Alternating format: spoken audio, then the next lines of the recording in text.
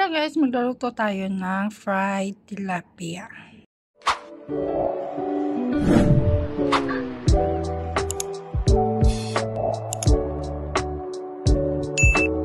So, ito na nga guys, ang ating tilapia. Siyempre, nahugasan ko na yan. Hinugasan ko yan ng asin. Ayan. And then, ito yung ilalagay po natin mustard tube. So, ayan. I-fry natin guys. Ayan. Painitin ko yung kawali at maglagay ako ng mantika. So, ayan. Painitin din muna natin yung mantika. Siya nga pala guys, naglalagay ako ng asin sa mantika. Kasi hindi ako naglagay ng asin dito sa isda natin. So, ayan. Pinunas-punasan ko muna ang ating isda. O ating tilapia. So, ayan guys. Naglagay ako ng asin. So, ewan ko nagaya ko dito sa amo kong lalaki o si Lolo. Ganito kasi siya mag-fry ng mga isda. So, ginaya ko siya.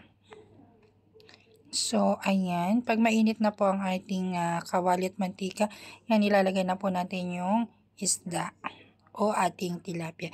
So, i-fry lang po natin both side to guys. And then, yan. So, takpan ko muna kasi maliit lang tong mantika nilagay ko. So, takpan muna natin para ma-fry po siya. So, in a low fire. Ganun. So, ayan. Medyo durog ang ating tilapia kasi galing sa freezer. So, ito na yung